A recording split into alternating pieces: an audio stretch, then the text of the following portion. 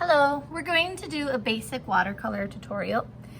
First off, to have the brightest colors and the most vibrant, you want to get your water inside your colors as quickly as possible. So you can see that I already added water to the paints in my paint palette. It's not necessary to add water, obviously, into colors that you will not be using. Next up, choosing a brush. You can choose any kind. I usually start with a smaller brush and then work my way up if I need a bigger brush. For painting, you'll need fresh water and you'll also need paintbrushes, watercolors, and paper. So the first rule with watercolors is that the colors will blend together really easily. So you don't want to paint wet paint next to other wet paint. So if I go through and I paint orange, then I rinse out my brush, and then I paint green next to it. Even if I don't overlap my colors, even if I stay right on that line, the nature of the water is to pull the other water into it. So I'm going to just paint that green, and then if we give it a couple minutes, we'll look back and you'll see that the paint will merge together. You can see that it's starting down here where the orange is. Okay, so because of that, when you're painting watercolor, you don't want to have color changes next to each other that are wet at the same time. So for example, if I was painting orange here, I wouldn't want to paint another color right next to it right away. Usually what I would do is go paint my other objects that I want orange. And then once those are dry, I can add the colors next to it. Okay, another thing with watercolors, if you make a mistake, there's a couple different ways you can fix them. It doesn't always fix it all the way, but it's a good start and better than not doing anything at all. So if I accidentally drip some paint onto my paper, I'm gonna wash out my brush, squeeze the water out of it, and then if I go over top of it, that'll suck a lot of that paint up. So wash my brush, squeeze out the water, and go over top of it. Another option, if it doesn't get it all the way, is if you wash out your brush again and go over top and just kind of saturate that area. You have to be careful, especially if you're not using good watercolor paper though, because you might end up going through the paper. Another option, if you make a mistake or have a spill, is to use a paper towel or a tissue and just go right up to the edge of it, and it will absorb a lot of that.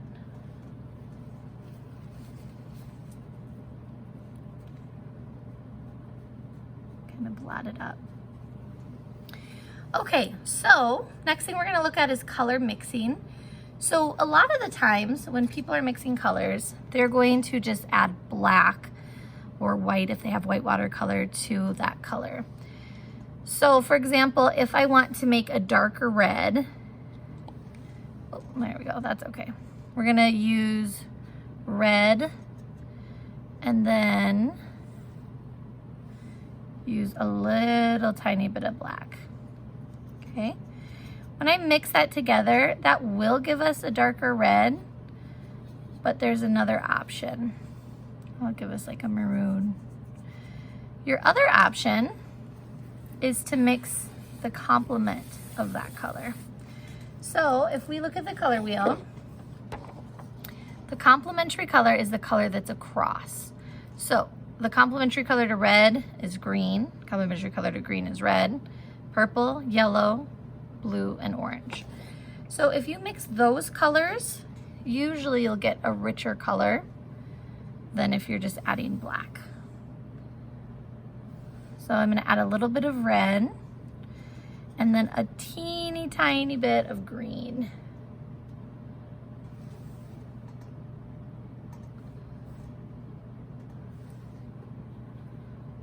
Okay, can do more than that.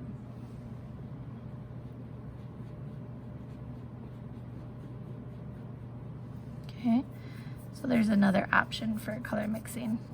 So when you're color mixing or changing colors, you can either mix it with a neutral color, or you can mix it with its complement to get a different color. So we'll try that with blue. So I'm gonna start with blue. I'm gonna rinse out my brush, tap it on the side to get the water out, and then I'm gonna add some orange to it. And mix it together. Ooh, that gave me not quite the color I'm looking for, so I'm gonna add a little bit more blue. Okay, so then when I paint that down, that's gonna look very different than the color that we got straight out of the palette.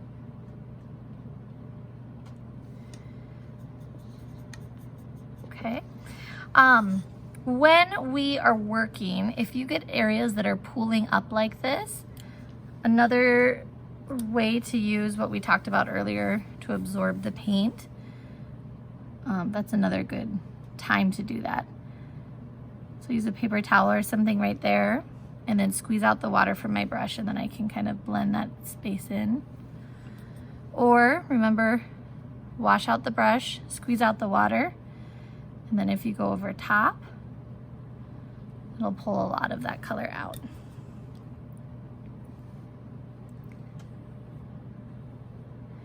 Okay, so going back to what we started with, you don't want to paint wet paint next to wet paint.